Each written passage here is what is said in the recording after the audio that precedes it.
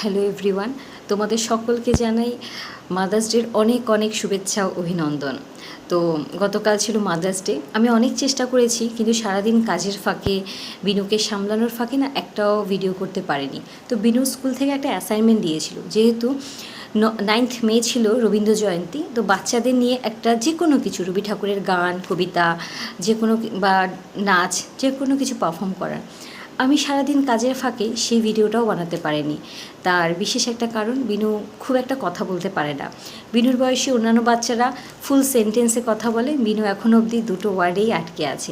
তাও অনেক কষ্টে বিনুকে দিয়ে ছোট ছোট করে ওয়ার্ড শেখানো হচ্ছে। তা আজকে না আমি খুব রেগে গেছি। মানে বিনুর উপর রাগ দেখায়নি, বাট একটু ইরিটেট হয়েছি। কারণ বিনু যখন স্কুল থেকে এসছে, বিনুকে আমি ঘুম পাড়িয়েছি ঠিক একটায়। তো আমার ধারণা ছিল বিনু 4টে অবধি বা 4:30 অবধি ঘুমোবে, বাদ বাকি টাইমটা আমি নিজের মতো কিছু করতে পারবো। কয়েকটা বই পড়া, একটা গান শোনা, বা নিজের মতো করে এক কাপ চা খাওয়া, যাই হোক। হঠাৎ করে দেখি বিনুর 1:25 ঘুম ভেঙে গেছে। তার একটা বিশেষ কারণ হচ্ছে, বিনুর কয়েকদিন ধরে পেটটা ভালো নেই। এবার আমি তো একটু রেগে আছি। হঠাৎ করে বিনু আমাকে বলছে, ইয়েস ইয়েস, ওপেন, লাই, হা হা হা। তো অনেকক্ষণ পরে আমি বুঝলাম যে জনি জনি ইয়েস পাপার রাইমটাও বলার চেষ্টা করছে, কারণ ও বুঝতে পেরেছে ওর মায়ের মুডটা খুব একটা ভালো নেই। তো মায়ের মুডটাকে কী করে ঠিক করা যায়। আচ্ছা, একটা ছোট্ট বাচ্চা, সে কত চেষ্টা করছে না মায়ের মুডটা ভালো করার, তার কারণ তার মা রেগে যায়। এরকম করতে করতে আজকে হঠাৎ করে দেখলাম, আজকে সকাল থেকে আমার মায়ের সাথে ফোনে কথা হয়নি। তো মাকে বললাম যে, মা তুমিও একটা ফোন করতে পারো নি, আমি না হয় পারিনি। তো মা বলছে, তোকে তো ফোন করতে চাই, কিন্তু তুই তো রাগ করিস, এখন তো বিনু ঘুমানোর টাইম, বিনুর ঘুম ভেঙে যাবে। আমি বললাম, আমি রাগ করি? ভাবো একবার, আমার ছেলেটাও ভাবলো মা রাগ করে, তাই নিজের মতো করে ছোটো ছোটো করে রাইমটা বলার চেষ্টা করলো মায়ের মুখে হাসি ফোটানোর জন্য। আমার মায়েরও একই অভিযোগ। তো হঠাৎ করে দেখি তাপসের ফোন। তাপস বলছে, তুমি কি ঘুমিয়ে পড়েছো, বিনু ঘুমোচ্ছে? প্রথম প্রশ্নটাই এটা, যে বিনু ঘুমোচ্ছে? তা আমি বললাম, না, আজকে বিনু ঘুমোয়নি। বলছে, আমার একটা অর্ডার আছে, বাড়িতে আসবে, তুমি একটু অ্যালার্ট থেকো। আমি বললাম, ঠিক আছে। তো ও বললো, থ্যাঙ্কস গড, আজকে বিনু এখনও জেগে আছে। আমি তো ভয়ে ভয়ে ফোন করছিলাম। সবার দেখি একটাই কথা, মা আমি বললাম, ভয়ে কেন ফোন করছিলে? তো তাপস বলছে, তোমাকে লাস্ট কবে খুশি হয়ে ফোন করেছি বলো তো? আগে বিনু হওয়ার আগে যখন তুমি স্কুলে থাকতে, রোজ হয় তুমি ফোন করতে, নাহলে আমি ফোন করে জিজ্ঞেস করতাম কী খেয়েছো। না এখন তুমি ফোন করো, না আমি ফোন করি। আমি যদি ফোন করি, মানে তাপস যদি ফোন করে, আমি নাকি খুব রেগে যাই। বললাম, রাখবো কেন?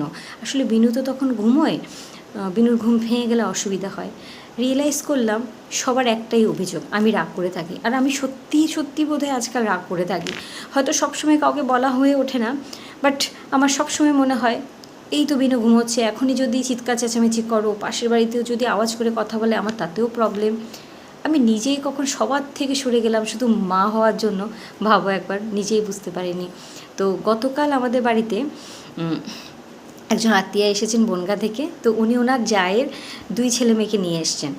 তো উনি পরিচয় করিয়ে দিচ্ছেন, যেহেতু আমার সাথে ওনাদের প্রথম পরিচয়। আমি শুধু ভাবলাম যে মানে মাদার্স ডের কত বড় একটা গিফট উনি ওনার যাকে উপহার দিলেন। একটা দিন নিশ্চিন্ত, বলছে, যাও তোমার ছেলে মেয়েগুলোকে আজকে আমার সাথে দাও, আমি ঘুরিয়ে আনি, তুমি আজকে নিজের মতো করে সময় কাটাও। সত্যি বলতে কি, বিনু হওয়ার পরে না নিজের মতো করে আর কোনোদিন সময় কাটানো হয়নি। সবসময় বিনুর কথাই ভেবেছি, ভাবতে বাধ্য হয়েছি। আসলে আগেকার সমাজ ব্যবস্থা অন্যরকম ছিল, বাচ্চাদের সবাই দেখতো, ভালোবাসতো। এখনকার পরিবার ছোট হয়ে গেছে দিন দিন ধরে, বাড়িতে অত লোক থাকে না, ইভেন পাড়াপড়শি তাদেরকে তো আমরা ঠিকমতো চিনতেও পারি না। আমি শুধু তোমাদের একটা রিকোয়েস্ট করব, এই যারা আমার মতো হাসি খুশি থেকে একটা রাগী শুধু মা হয়ে আছো, তারা এই মায়েদের ক্ষমা করে দাও। এই যে বাউন্ডারিটা মারা ক্রিয়েট করেছে নিজেদের অজান্তেই, তাদের একবার বলো, আমি যেমন বুঝতে পেরেছি তোমরাও তাদের বোঝাও, যে তোকে তো এই জন্য ফোন করি না, তোকে তো এই জন্য তোর সাথে যোগাযোগ রাখা মুশকিল। সত্যি আমি যখন আজকে রিয়েলাইজ করেছি, আমার খুব খারাপ লেগেছে যে নিজের হাজব্যান্ড বলছে, তোমাকে আমি ফোন কতদিন করিনি ভেবে দেখেছো? আজকে 3 বছর হয়ে গেছে প্রায় বিনু জন্মানোর পরে।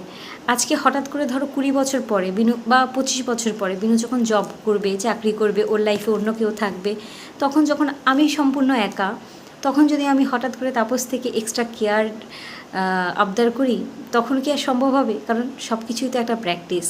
আজকে যে প্র্যাকটিস আছে, কালকে সেটা অনায়াসে আসবে। আজ থেকে 25 বছর বাদে যদি বলি তোমরা ফোন করবে, তোমরা জানতে চাইবে আমি কেমন আছি, তা তো হয় না, না। সত্যি আজকে অনেক বড় একটা জিনিস উপলব্ধি করলাম।